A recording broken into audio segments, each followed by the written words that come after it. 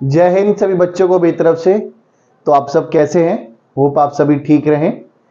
तो आज हम अपना एक और नया टॉपिक शुरू करते हैं इंडियन पॉलिटी में। ठीक है, संविधान में हम लोग आज शुरुआत करते हैं, जहां से आपका इंपॉर्टेंट सेक्शन रहता है शेड्यूल्स। बेटे, शेड्यूल्स ऑफ द कॉन्स्टिट्यूशन।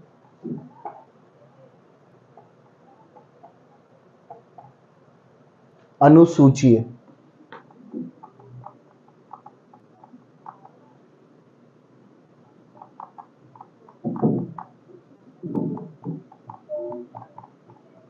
संविधान की। तो बेटे बात करते हैं, जो हम अगर पास्ट की बात करें, पुराने समय काल में, और प्रेजेंट की बात करें, तो सबसे पहले जब शेड्यूल्स थी तो भारत के संविधान में केवल 8 शेड्यूल्स थे। कितने शेड्यूल्स? 8 शेड्यूल्स। आज की तारीख में, प्रेजेंट में हम देखें तो हमारे पास कितने शेड्यूल्स हैं?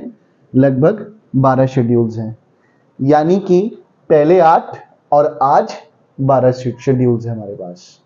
ये हम बात कर रहे हैं जब संविधान जिस टाइम पीरियड पर बन चुका था, उस टाइम पीरियड की बातें हैं। अब शेड्यूल्स का हमने कंसेप्ट लिया कहां से है, वो भी इंपॉर्टेंट है। तो आप अच्छे से यहां पर जान लीजिएगा कि सबसे पहले सर्वप्रथम जो इसकी बातचीत की गई है बेटे, वो की गई थी गवर्नमेंट ऑफ इंडिया एक्ट 1935 से। किस एक्ट में बातचीत करी गई है? गवर्नमेंट ऑफ इंडिया एक्ट 1935, जिसमें 10 शेड्यूल्स थे। कितनी अनुसूचियां थी? 10 अनुसूचियां थी। ये हम बात करें 1935 भारत सरकार अधिनियम, जो कि एक बहुत महत्वपूर्ण अधिनियम भी है, और हमारे संविधान के कई स्रोत इस अधिनियम से मिलते भी हैं। ठीक है, यहां तक कोई दिक्कत? आज हम अपने संविधान में इन 12 के 12 शेड्यूल्स को वन बाय वन देखेंगे कि भाई फर्स्ट क्या कहता है, सेकंड क्या कहता है, थर्ड क्या कहता है, या क्या लिखा गया इन सभी चीजों में। तो let us begin the topic.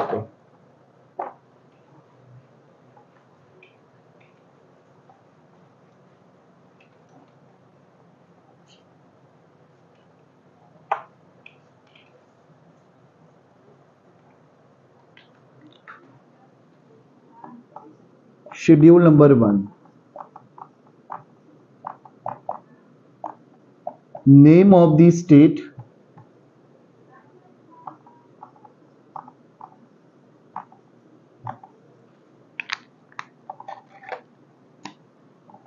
and union territories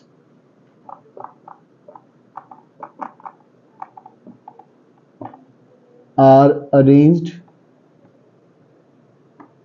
in a chronological order। तो आपका बेटे ये शेड्यूल नंबर 1 क्या कहता है कि भारत में राज्यों के नाम और केंद्र शासित जो प्रदेश हैं उनके नाम अरेंज किए गए हैं क्रोनोलॉजिकल ऑर्डर। यहां पर क्रोनोलॉजिकल ऑर्डर का मतलब क्या है कि जिस हिसाब से जो स्टेट बना है उसके अकॉर्डिंग यहां पे चीजें रख दी गई हैं। तो यहां पे क्या है, सबसे पहले आप जानते हो कि लैंग्वेज के आधार पर, भाषा के आधार पर जो पहला राज्य बना था, प्रथम राज्य, वो था बेटे यहां पर आंध्र प्रदेश। आंध्र प्रदेश जो कि किस ईयर में बना है? ये बना था 1953। 1953 में भाषा के आधार पर, लैंग्वेज के आधार पर बनने वाला फर्स्ट स्टेट। ठीक है, यहां तक कोई दिक्कत? अब अगर हम क्रोनोलॉजिकल ऑर्डर में देखें कि भाई यहां पर ये जो है क्रोनोलॉजिकल ऑर्डर में किस हिसाब से कौन सा स्टेट पहले होगा, तो सर्वप्रथम कौन सा आ जाएगा? हमारे पास आंध्र प्रदेश आ जाएगा। यानी जैसे जैसे बेटे राज्य बनते गए उस हिसाब से उनको इस क्रोनोलॉजिकल ऑर्डर में रख दिया गया। तो अब इसमें समझने वाला पॉइंट क्या है, यहां पे मैं आपको स्पष्ट रूप से समझाता हूं।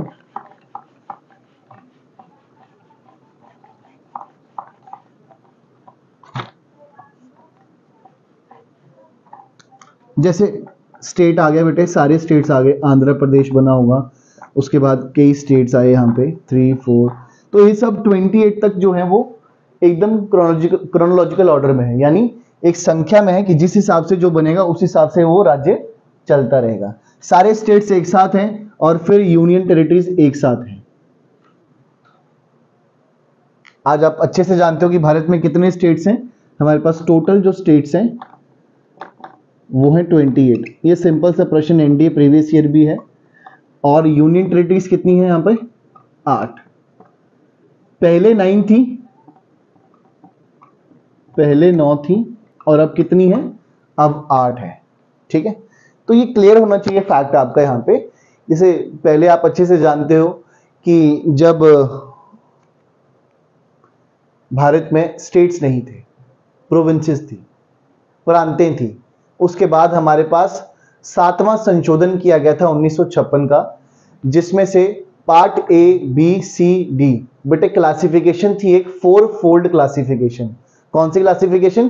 4 फोल्ड क्लासिफिकेशन, जिसको हमने डिलीट कर दिया और फिर हमने बनाई 14 स्टेट्स और 6 यूनियन टेरिटरीज, यानी 14 राज्य और 6 केंद्र शासित प्रदेश। ऐसे में फिर आगे चल के 15वां राज्य बना, 16वां राज्य, 17वां हरियाणा, फिर 18वां हिमाचल, फिर ऐसे करके राज्य बनते रहे अपने अपने टाइम पीरियड में। तो वैसे ही फिर इन सबका जो नाम है स्टेट के एक साथ और यूटी के एक साथ, ये किस शेड्यूल में लिख दिए गए हैं? Schedule number 1। अब जैसे जैसे इसमें संशोधन होता रह गया, जैसे आप जानते हो जम्मू कश्मीर हाल फिलहाल में एक यूटी है जो कि 2 यूनियन टेरिटरीज में डिवाइडेड है, एक जम्मू एंड कश्मीर और दूसरी लद्दाख। कितनी यूटीज है? 2 यूटीज में।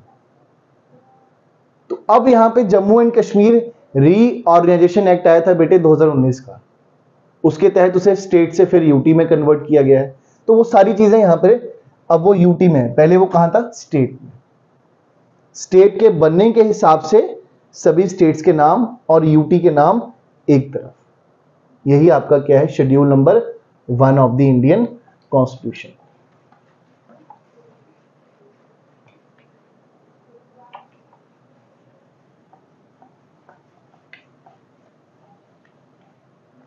अब हम बात करते हैं शेड्यूल नंबर 2 की बेटे।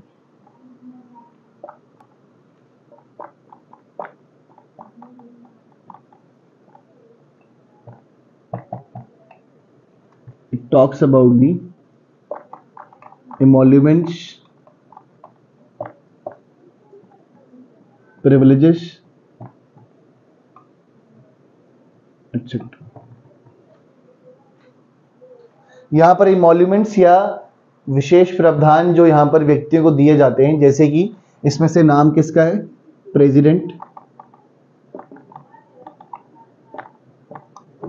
सुप्रीम कोर्ट जज,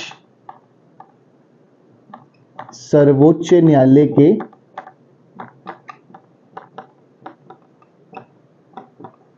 न्यायाधीश, उसके बाद बेटे हाई कोर्ट आ गया। हाई कोर्ट माने उच्च न्यायालय, यहां के जज, हाई कोर्ट जज। चौथे नंबर पे लोकसभा स्पीकर,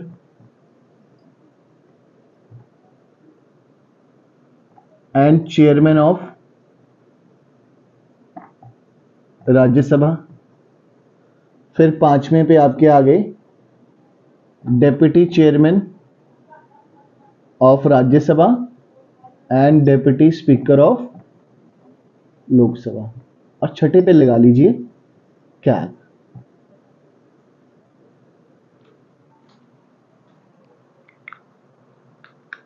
ठीक है, तो सेकंड शेड्यूल आपका बात करता है कि यहां पर एमोल्यूमेंट्स, प्रिविलेजेस, प्रेसिडेंट, सुप्रीम कोर्ट जज की बेटे, हाई कोर्ट जज की, Lok Sabha speaker and chairman of Rajya Sabha, सभापति और स्पीकर के, deputy chairman of Rajya Sabha and deputy speaker of Lok Sabha, और छठा कैग। कैग माने controller and auditor general of India, जिनका कामकाज रहता है ऑडिटिंग का। अब इनका जो आर्टिकल है वो 148 है। संविधान में आर्टिकल नंबर 148 डिस्क्राइब करता है इनके बारे में। क्लियर है? तो फर्स्ट शेड्यूल में हमने देख लिया कि name of the union territories and states they are arranged in the chronological order. राज्यों और केंद्र शासित प्रदेशों के नाम एक साथ लिखे गए हैं, स्टेट्स ऐसे में एक साथ पूरे, और यूटी जिस क्रम के हिसाब से जो जो राज्य बनाए गए थे। और सेकंड में हम प्रिविलेजेस देखते हैं, विशेष प्रावधान क्या क्या दिए गए हैं इन सभी व्यक्तियों को।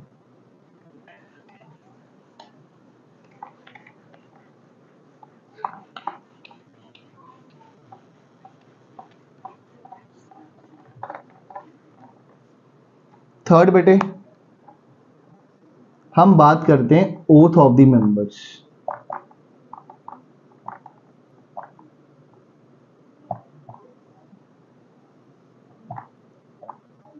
जैसे बेटे सुप्रीम कोर्ट जज,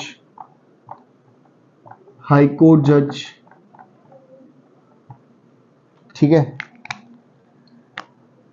तीसरा आ गया सुप्रीम कोर्ट जज, हाई कोर्ट जज, सुप्रीम कोर्ट के न्यायाधीश यानी सर्वोच्च न्यायालय के न्यायाधीश, कैग और एमपीस माने member of parliament.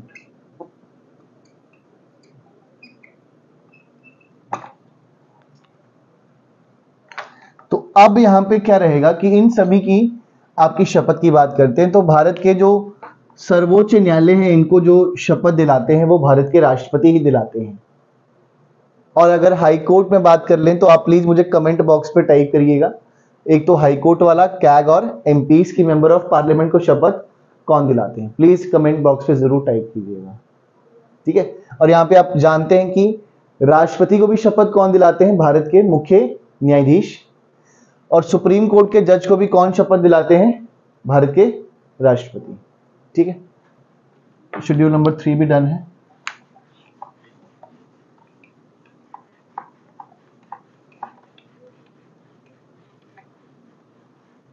Schedule number 4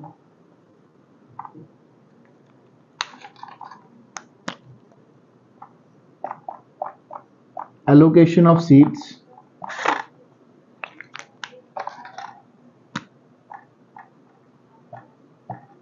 in Rajya Sabha from states and UT।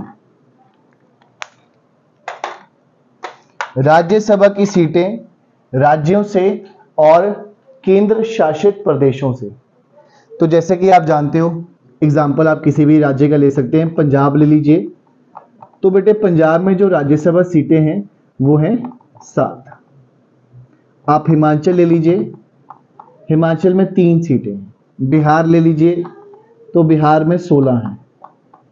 आप यूपी ले लीजिए तो यूपी में है 31। तो ऐसे करके स्टेट्स और यहां से यूनियन टेरिटरीज की सीटें हैं जो कि बेटे किसकी हैं, राज्यसभा, ठीक है, जिसे आप अपर हाउस से भी के नाम से भी जानते हैं।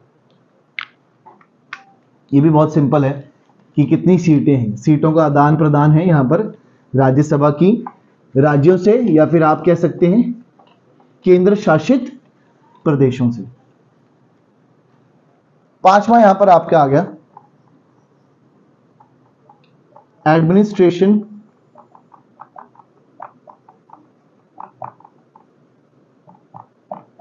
relating to the areas of scheduled caste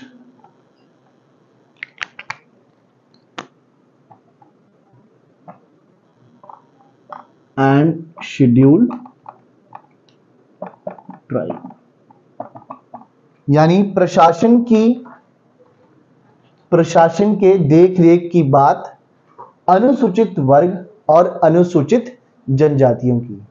यही बेटे सेम क्लॉज जो लिखा गया है शेड्यूल नंबर 5 में, यही भारत में आर्टिकल नंबर 244 क्लॉज नंबर 1 में लिखा गया है, सेम चीजें, ठीक है। अब ये थोड़ा यहां पर उनको चीजों को लिख दिया गया है शेड्यूल में, लेकिन इनका इसको विस्तार पूर्वक कहां पे समझाया गया है? इनको विस्तार पूर्वक इनके आर्टिकल्स में समझाया गया है।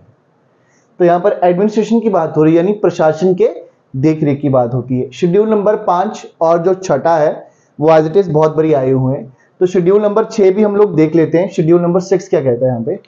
तो शेड्यूल नंबर 6 क्या कहता है? सेम नहीं है, थोड़ा सा लगेगा आपको। Administration relating to the areas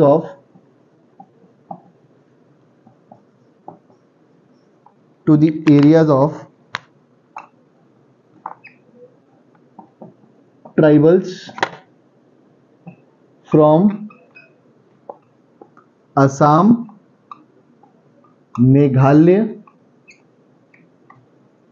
Tripura and Mizoram. अब यहां पर जो है वो आप ध्यान से समझिएगा कि हमने प्रशासन की देखरेख की बात कर दी है ट्राइबल एरियाज की, लेकिन किन्हीं 4 राज्यों से। कितने राज्यों से? 4 राज्यों से, Assam, Meghalaya, Tripura and Mizoram. Schedule number 5 में हमारे पास बेटे कोई भी यहां पर स्टेट डिस्क्राइब नहीं है। हम यहां पर सभी चीजों की बात कर रहे हैं, लेकिन पर्टिकुलरली शेड्यूल नंबर 6 में हमने क्या किया है कि हमने 4 राज्य रख दिए गए हैं। ये बहुत प्रीवियस ईयर्स में आया हुआ है, सीडीएस से लेकर इन एवरी एग्जाम, हर एक तरीके से एग्जाम्स में ये चीज आई हुई है। तो आप एज इट इज लिख सकते हो और पूछते हैं इनमें से कौन सा स्टेट शेड्यूल नंबर 6 में डिस्क्राइब नहीं है। सीडीएस 2016 का ये प्रश्न आ चुका है। ठीक है, तो 4 है, असम, मेघालय, त्रिपुरा एंड मिजोरम। अब इनमें भी बेटे स्पेसिफिकली एरियाज बता दिए गए हैं कि कौन कौन से एरियाज हैं जो ऐसे डील करेंगे इसके साथ में। तो आज हम वो भी देख लेते हैं कि ऐसा क्या है इनके एरियाज में। तो देखो, असम में जो एरिया है वो है बोडोलैंड, कार्बी एंगलोंग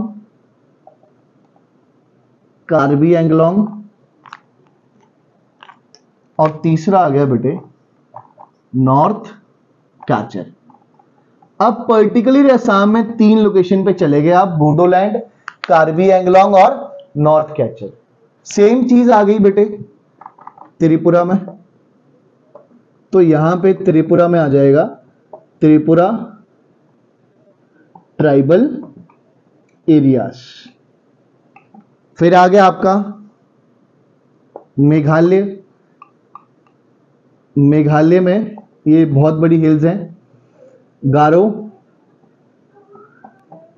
खासी और जयंतिया। ठीक है, ये मेघालय की 3 लोकेशन आ गई और ये मेघालय की सब मतलब ये बहुत बड़ी बड़ी चोटियां हैं, हिल्स हैं, गारो, खासी एंड जयंतिया। त्रिपुरा में आ गया त्रिपुरा ट्राइबल एरियाज, असम में आ गया बोडोलैंड, कार्बी एंगलोंग और नॉर्थ कैचर। स्पेसिफिकली देख रहे हो, लोकेशन तक डिफाइन कर दी है। और अगर आपको मिजोरम देखना है तो बेटे मिजोरम में भी आपके यहां पर मिजोरम में ये 3 चीजें हैं। मिजोरम में यहां पे लिख देता हूं ताकि आपको थोड़ा सा विजिबल भी रहे। यहां पे लिख देता हूं Mizoram. 4th Mizoram, Chakma, my and Lara. ठीक है, तो अब हमारे यहां पर मिजोरम में 3 जगह पर स्पेसिफिकली हमने चीजें देखी, चकमा, माय एंड लारा। क्लियर है? कोई दिक्कत यहां तक? कोई कष्ट हो आपको? चकमा लिखा है, इसको चकना ही मत समझ लेना कहीं। ठीक है ना? तो चकमा, माय एंड लारा, ये स्पेसिफिकली लोकेशन किस शेड्यूल के हिसाब से? Schedule number 6। अब सुनो, रिवाइज कर लो। देखो, जीके सिंपली पढ़ने का आपका मकसद क्या है कि आप मल्टीपल रिवीजन दो। शॉर्ट ट्रिक तो अब मैं आपको कही दे दूं, लेकिन उसका कोई फायदा रहता नहीं है। एग्जाम पॉइंट ऑफ व्यू में कभी बार भूल जाते हैं चीजें, लेकिन फिर भी अगर थोड़ी बहुत याद रह जाए तो बहुत बढ़िया रहता है। शेड्यूल नंबर 1 क्या है? The name of the states and the union territories are arranged in a chronological order. Schedule number 2 क्या बात करता है? एमोल्यूमेंट्स। क्लियर है? शेड्यूल नंबर आपका 2 एमोल्यूमेंट्स या प्रिविलेजेस कह सकते हो। शेड्यूल नंबर 3 ओथ और the affirmation of the members. Schedule number 4 क्या बात करता है? Allocation of seats in Rajya Sabha from states and the union territories. Schedule number 5 क्या बात करता है? Administration relating to the areas of schedule caste and schedule tribe. And schedule number 6 क्या बात करता है? Administration relating to the tribal areas from 4 states, Assam, Tripura, Meghalaya और मिजोरम। अब यहां पे असम में बोडोलैंड, कार्बी एंगलोंग और नॉर्थ कैचर, ये 3 रीजन आ गए। त्रिपुरा में त्रिपुरा ट्राइबल एरियाज आ गए। फिर आपका मेघालय में गारो, खासी और जयंती आ गया, और मिजोरम में चकमा, माया एंड लारा। ये आपके 6 के 6 शेड्यूल्स एज इट इज आपको याद हो जाएंगे। डोंट वरी, मल्टीपल रिवीजन दे दो, कोई जरूरत नहीं है, कोई दिक्कत देने की जरूरत नहीं है।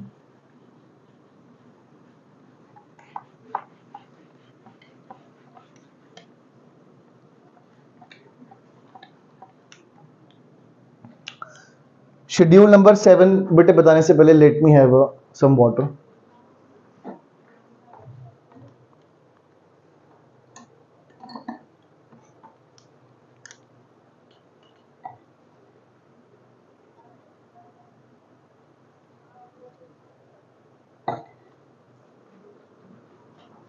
अब हम करेंगे schedule number 7, division of power between centre and state. शक्ति का विभाजन केंद्र और राज्य सरकार के बीच में। तो यहां पर आपके पास बेटे 3 लिस्टें होती हैं इसके हिसाब से। एक आ जाएगा यूनियन लिस्ट, दूसरा आ जाएगा स्टेट लिस्ट, और तीसरा आ जाएगा कॉन्करेंट लिस्ट।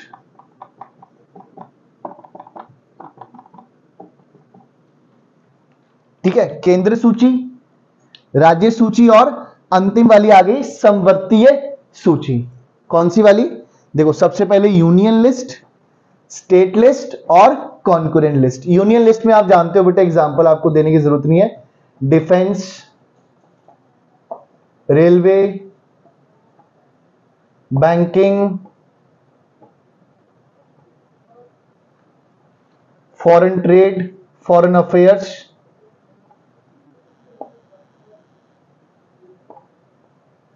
जीएसटी। डिफेंस में सभी आ गया, इंडियन आर्मी, एयरफोर्स, नेवी, जितने भी हैं, जीएसटी। फिर आपका यहां पे आ जाएगा करेंसी, एटॉमिक एनर्जी। तो बेटे ये सब बैंकिंग, रेलवे, सेंसस, ये सब कौन से सब्जेक्ट हैं? ये सब यूनियन लिस्ट के पास में, यानी इसमें पावरफुल कौन है? इसमें पावरफुल है भारत की केंद्र। स्टेट में अगर आप देखो तो मैं आपको डिफाइन कर देता हूं स्टेट लिस्ट, यहीं पे डिफाइन कर देता हूं। चलो, no need to rub this, इतना तो आप इंटेलिजेंट हो कर लोगे, आई नो दैट। एग्रीकल्चर बेटे, पुलिस, लैंड, पब्लिक हेल्थ,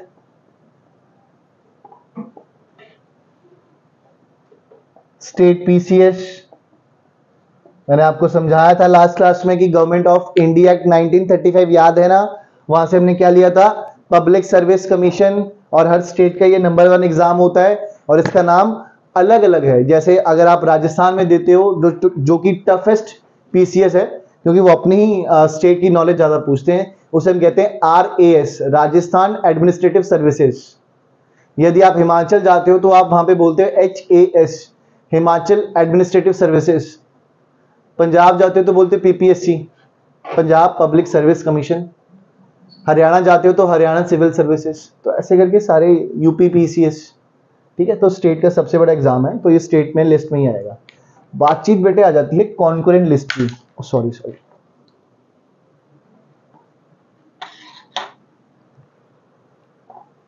बातचीत कहां जाएगी? बातचीत आएगी बेटे कॉन्करेंट लिस्ट में। तो अब कॉन्करेंट लिस्ट में हम लोग देखते हैं कि क्या क्या चीजें आती हैं। कॉन्करेंट लिस्ट के एग्जांपल आप देख लीजिए। तो बेटे फॉरेस्ट, सेकंड पे बेटे आ जाएगा एजुकेशन, थर्ड पे आ जाएगा protection of wild animals and birds,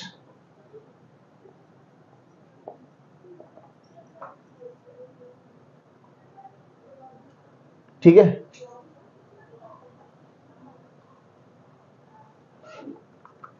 fourth weights and measures,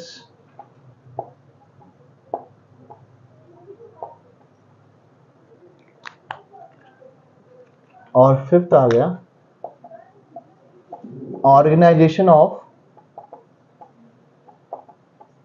all courts except supreme court and high court. Union list clear है बेटे, स्टेट लिस्ट भी क्लियर है। तीसरी कौन सी आ गई? संवर्तीय सूची। संवर्तीय सूची में मैंने आपको ये 5 सब्जेक्ट्स बोले हैं। ये पांचों सब्जेक्ट बेटे स्टेट लिस्ट से कहां आए? ये आए स्टेट लिस्ट से कॉन्करेंट लिस्ट में। कौन से वाले पांचवें? 1 2 3 4 5। Forest, education, organisation of all the courts except supreme court and high court, weight and measure, और फिफ्थ आपका रहेगा मेरे ख्याल से protection of wild animal and birds. अब हमने स्टेट लिस्ट से इसको कॉन्करेंट में किया, मतलब संविधान में हमने कोई चीज बदली है। और आप अच्छे से जानते हो अगर संविधान में कॉमा या फुल स्टॉप भी हम लगाते हैं तो वी नीड एन अमेंडमेंट। हमें क्या चाहिए? हमें एक संशोधन चाहिए। तो अब ये पांचों की पांचों जो चीजें हमने जोड़ी गई हैं, ये और ये 42वें संशोधन 1976 के तहत ये 5 प्रोविजन जो है बेटे वो स्टेट लिस्ट से कहां पे आ गए? वो आपके आगे from state list to concurrent list. यानी 42वें संशोधन जो कि वर्ष 1976 में आया था, उसमें राज्य सूची से ये पांचों के पांचों जो हैं वो कहां आ गए? समवर्तीय सूची। कोई दिक्कत यहां तक? कोई कष्ट, कोई तकलीफ? तो कृपया करके प्लीज बता दीजिएगा, ठीक है। अब 7वां संशोधन, सॉरी इस बेटे 7वां संशोधन नहीं, 7th शेड्यूल आपने यहां पे देख ही लिया। अब हम देखते हैं अपना 8th शेड्यूल बेटे, 8वां शेड्यूल। लैंग्वेज, इसे स्टार मार्क कर लेना यार, बहुत बार ये रिपीटेड क्वेश्चन है। Language recognised by the constitution. भाषाएं जिन्हें संविधान स्वीकार करता है।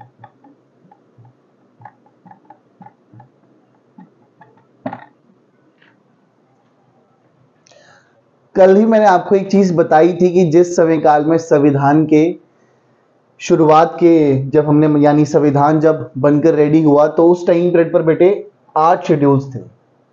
और आज की तारीख में कितने शेड्यूल्स हैं हमारे पास? आज की तारीख में हमारे पास 12 शेड्यूल्स हैं।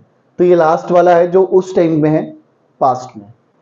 अब language recognised by the constitution, इसमें उस टाइम पर अगर हम बातचीत देखें तो केवल 14 भाषाएं थी जिन्हें स्वीकृति मिली हुई थी। यानी 14 languages they were recognised by the Indian constitution as per which schedule? As per the 8th schedule of the Indian constitution. संविधान के इस 8वें शेड्यूल के तहत, अनुसूची के तहत सिर्फ 14 भाषाओं को मान्यता मिली हुई थी।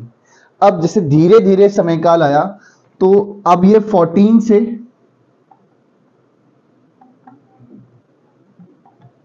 +8 और जोड़ी गई और 8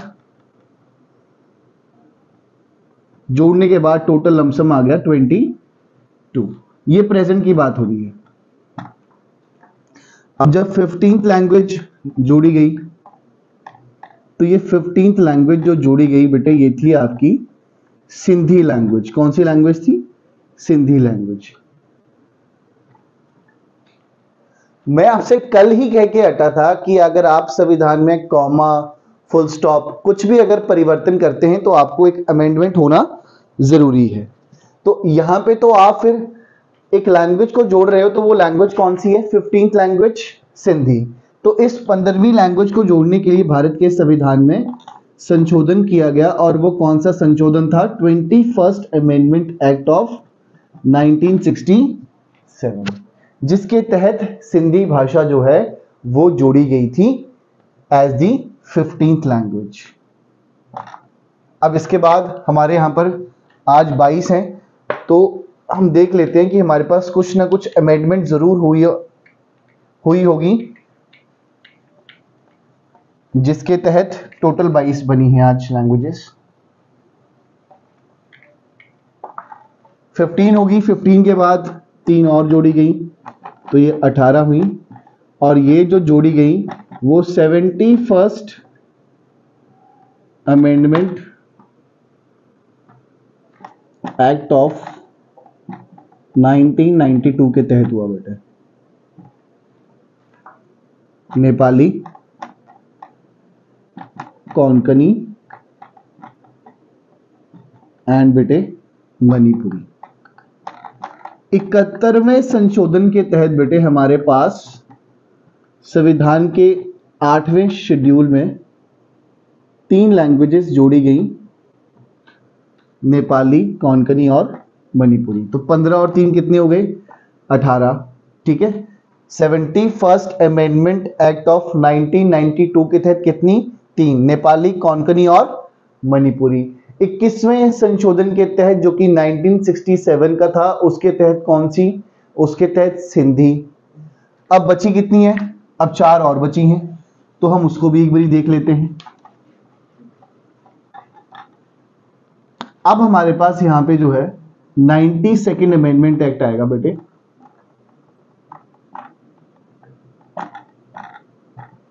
2003 का। बड़ा डिस्टर्ब करता है, यहीं लगा दो इसको। 2003 का। इसके तहत 18 तो हो गई, 15 प्लस 3 कितना? 18। अब 18 प्लस 4 कितनी हो जाएंगी इसमें? 22। तो ये 4 लैंग्वेज कौन कौन सी है मैं आपको लिख देता हूं यहां पर। बोडो, डोगरी, मैथिली, और चौथी आ गई संथली। ठीक है। तो ये 4 लैंग्वेज हो गई आपकी, बोडो, डोगरी, मैथिली और संथली। ये किस अमेंडमेंट एक्ट से जोड़ी गई हैं? तो ये बेटा जी 92nd अमेंडमेंट एक्ट, जो कि किस वर्ष में आया था? वर्ष 2003 में। तो पहले 14, फिर 14 के बाद एक जोड़ी गई 15वीं, और वो कौन सी लैंग्वेज थी? वो थी सिंधी। 15 के बाद कितना हुआ? लमसम 18 हुआ, 3 जोड़ी गई, नेपाली, कोंकणी एंड मणिपुरी। कौन से अमेंडमेंट थी? 71st amendment act of 1992। और फिर लास्ट में 92nd के तहत 4 जुड़ गए आपके। ठीक है। और ये मोस्ट रिपीटेड क्वेश्चन है बेटे, आप इसको एज इट इज याद कर लेना कि 8th शेड्यूल, ठीक है, एज इट इज। सिर्फ सिंपल है, how many languages are recognised by the Indian constitution? 22। सीधा आंसर आप टिक कर सकते हो।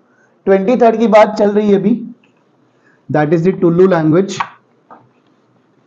देखते हैं कब तक वो संविधान में ऐड होती हैं चीजें। लेट अस सी। अब 8 के बाद मैंने आपको समझाया था कि पास में केवल 8 ही थे, तो ये 9th शेड्यूल जो कि है लैंड रिफॉर्म एक्ट, या फिर बेटे हम इसे कहते हैं एबॉलिशन ऑफ जमींदारी सिस्टम। बहुत सारे पेपर्स में ये आया हुआ है। अब हमने देखा था कि 8 के बाद 9 जो है, 10, 11, 12 ऐसे करके और शेड्यूल्स आएंगे। तो 8 तो पहले थे, तो 9th भी पक्की बात है कि एक अमेंडमेंट के तहत आया होगा, हाँ या ना? मैंने आपको कहा है कि हर एक चीज में अगर कॉमा फुल स्टॉप भी लगाना है तो अमेंडमेंट आएगी। यहाँ पे तो आप पूरा एक शेड्यूल जोड़ रहे हो। तो 9 शेड्यूल जो बेटे ऐड किया गया था, ये किया गया था फर्स्ट अमेंडमेंट एक्ट ऑफ 1992, पहला संशोधन, ओ बेटे सॉरी, एक्सट्रीमली सॉरी, 1951 है, नॉट 1992, सॉरी, यह है फर्स्ट अमेंडमेंट एक्ट ऑफ 1951, यानी पहला संशोधन जो कि किस वर्ष में किया गया था? 1951 के। तो यहां से 2 पॉइंट क्लियर होते हैं, एक तो 9वां शेड्यूल फर्स्ट अमेंडमेंट से किया गया, और दूसरा क्वेश्चन क्या बन सकता है कि फर्स्ट अमेंडमेंट किस ईयर में आई थी? तो उसका आंसर क्या है? 1951। यह हिमाचल एसआई में आया हुआ है, 2018 का क्वेश्चन है ये, ठीक है। और भी एग्जाम्स में आता रहता है, एसएससी एंड ऑल। इसमें सिंपल है, आप समझिए, एबॉलिशन मींस जब किसी चीज को कानून के तहत खत्म किया जाएगा, ठीक है। इसमें बहुत सारे सुधार हैं, इसमें बहुत सारे स्टेट्स के एक्ट हैं, जैसे बिहार एक्ट है, महाराष्ट्र एक्ट है, तो अलग अलग स्टेट्स के इसमें अपने अपने एक्ट्स हैं। कोई दिक्कत है इस शेड्यूल में समझने के लिए? कोई दिक्कत अगर आपको आए तो आप प्लीज कमेंट बॉक्स में मुझे टाइप कर सकते हैं। 10 शेड्यूल, 10 शेड्यूल जो बेटे ऐड किया गया था वो था 52nd अमेंडमेंट एक्ट ऑफ 1985, 52वां संशोधन वर्ष 1985 में आया था। और 10वां शेड्यूल क्या कहता है? Disqualification of the members of parliament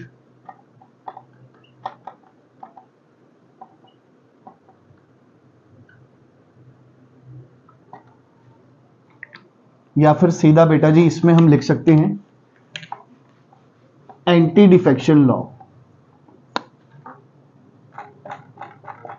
anti defection law. और इसे हम बेटा जी कहते हैं दल बदल कानून। क्या कहते हैं? दल बदल कानून। 1985 से पहले पहले बेटे यहां पर इंडिया में क्या एक ट्रेडिशन था कि बहुत आसानी से दल बदल एक पार्टी से दूसरी पार्टी में चले जाते थे। तो फिर उस समय काल में ये अमेंडमेंट लेकर आए, इसमें आर्टिकल्स भी हैं। अगर आप यहां पे ध्यान से देखो तो अगर हम पार्लियामेंट की बात करें, याद रखना बेटे इस पॉइंट को प्लीज नोटेड डाउन कर लेना, साथ में स्पेशल नोट भी लिख सकते हो आप साथ में अगर कोई पॉइंट लिंक वाला हो। तो पार्लियामेंट का अगर आपका आर्टिकल देखोगे आप डिस्क्वालिफिकेशन वाला, तो वो 102। और अगर आप स्टेट लेजिस्लेचर में चले जाओगे, राज्य कार्यपालिका स्टेट लेजिस्लेचर में चले जाओगे, तो उसमें आर्टिकल आपका आ जाएगा 191 बेटे। 190 एंड 191 या 101 एंड 102 इसमें डील करते हैं, तो आप इस चीज को देख सकते हो। बेसिकली 102 और 191, 102 पार्लियामेंट के लिए और स्टेट लेजिस्लेचर के लिए 191। अब इसका एग्जांपल अगर मैं आपको करंट में दे सकता हूं कि कैसे कोई चीज होती है, एंटी डिफेक्शन लॉ क्या होता है। जैसे कि मान लीजिए महाराष्ट्र का मैं आपको एग्जांपल लेता हूं। कुछ टाइम पहले ऐसा हुआ कि बीजेपी ने महाराष्ट्र में दोबारा सरकार बनाई, ठीक है। इसका एक रीजन था, क्या था कि एकनाथ शिंदे जी जो इस वक्त सीएम है बेटे महाराष्ट्र के, ठीक है। अब हुआ क्या, शिवसेना के जो एमएलएस थे वो थे 56, नियर अबाउट 56 या 55। कोalition गवर्नमेंट बनी हुई थी शिवसेना और इन सबके बीच में, और अकेला बीजेपी के जो थे वो थे 106, कुछ ऐसा डाटा रहा है। और महाराष्ट्र में जो सीटें हैं, विधानसभा की बात कर रहा हूं बेटे मैं, ये टोटल 288 है। और आप अच्छे से जानते हो अगर विधानसभा में आपको सरकार बनानी है तो जितने भी विधानसभा की सीटें होती हैं उसमें डिवाइड करके 2 से आप डिवाइड कर लो और +1 कर दो, तो ये आ जाएगा 145 सीटें बनाने के लिए। अब BJP was not having the government in the Maharashtra region. So यहां पे क्या हुआ, एंटी डिफेक्शन लॉ के तहत ही मैं आपको समझाता हूं कि कैसे एक पार्टी से दूसरी पार्टी में जब कोई व्यक्ति जाते हैं, या कैसे इससे ये लोग बच गए। यहां पर इन सभी की मेंबर्स की डिस्क्वालिफिकेशन हो सकती थी, वो मैं आपको समझाता हूं कैसे। एकनाथ शिंदे जी के पास लगभग 44 एमएलएस थे सपोर्ट में, आउट ऑफ 56। 56 में से कितनी सपोर्ट थी? 44 की। अब दल बदल क्या कहता है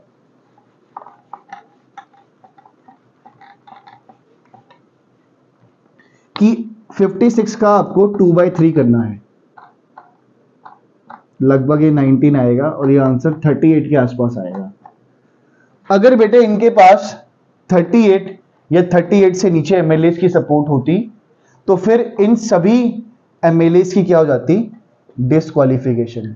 क्या हो जाता? डिस्क्वालिफिकेशन, यानी इनकी सदस्यता रद्द कर दी जाती। लेकिन इनके पास कितनी सपोर्ट थी? लगभग 44 एमएलए की, और इसी कारण से एकनाथ शिंदे जी और बीजेपी ने फिर से सरकार बना ली थी महाराष्ट्र में। बहुत बड़ा बवाल हुआ था ये।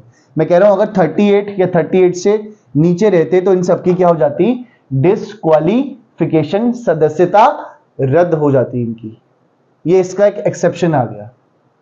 ठीक है, क्लियर है? कोई दिक्कत यहां तक?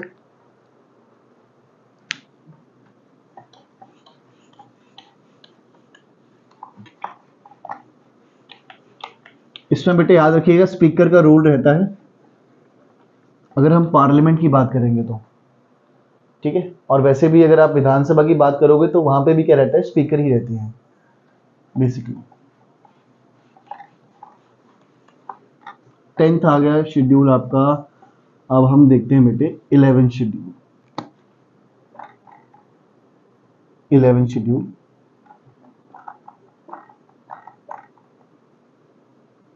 पंचायती राज।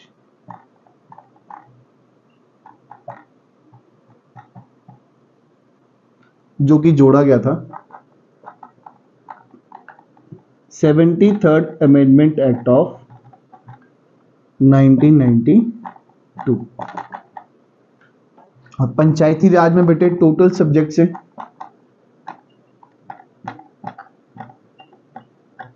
29। इसका वैसे अगर आप आर्टिकल देखोगे तो बेटे आर्टिकल 243 में इसका विस्तार पूर्वक डिस्क्रिप्शन दे रखा है। 243 clause number A B C D, ऐसे में वहां पर पंचायती राज के बारे में सब कुछ बताया गया है। और शेड्यूल कौन सा है? शेड्यूल नंबर 11 में इसका जिक्र किया गया है।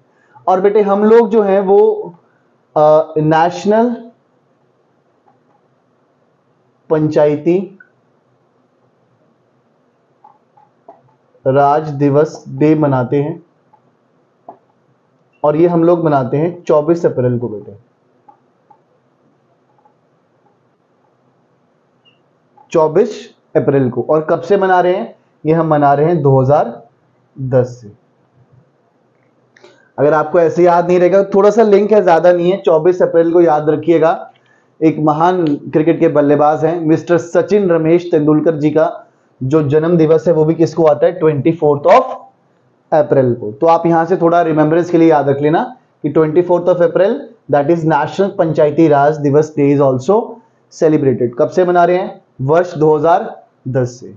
और बेटे एक और बड़ा फेमस प्रश्न है कि सबसे पहले पंचायती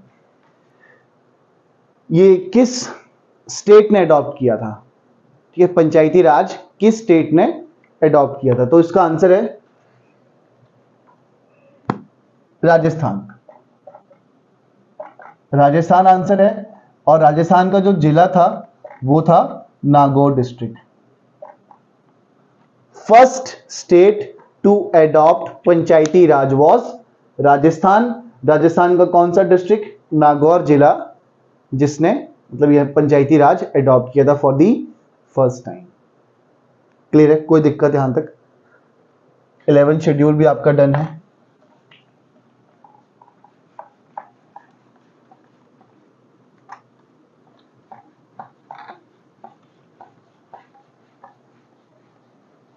और बेटे अब ये लास्ट शेड्यूल आएगा आपका 12th।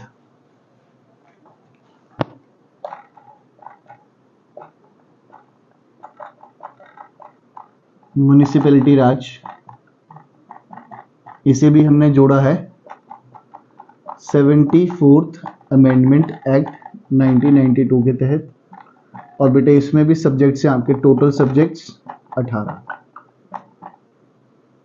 ठीक है, क्लियर है, कोई दिक्कत? म्युनिसिपैलिटी राज सिंपल सही है, किस अमेंडमेंट से जोड़ा गया था? 74th। कौन सा संशोधन था? 74th संशोधन, 74वां संशोधन। और कितने विषय हैं? कुल 18 विषय हैं। कौन सा शेड्यूल है? शेड्यूल नंबर 12 है बेटे। तो ये सारे के सारे शेड्यूल्स मैंने आपको डिस्क्राइब कर दिए हैं। एक बारी प्लीज इस लेक्चर को देखिए, कोई दिक्कत आए then you can comment me also. ठीक है, थैंक यू बेटे and Jai Hind, thank you so much.